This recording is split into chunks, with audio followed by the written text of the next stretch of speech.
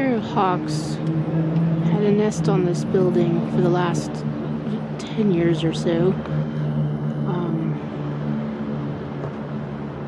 On an air conditioner. This one that has bird spikes on it, and you can see the nest there. They were harassed so badly last season with people going into the window and taking the pictures, scaring the mother while she had chicks. They were so badly traumatized they've abandoned that nest.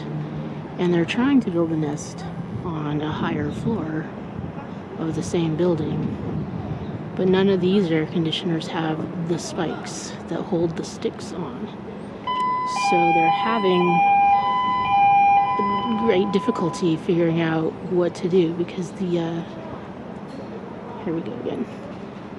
Because there's nothing to anchor the sticks down, so they can't build a nest. And they really don't want to give up this particular location. But because of what people have done, they've had to leave that other nest. So it's really upsetting. I don't know what to say. There's other places in this area where they could nest, but they seem to be really attached to this particular location, I think because of the logistics for them. So anyway, I guess we'll see. And they're a month behind on nest building, and this could be why.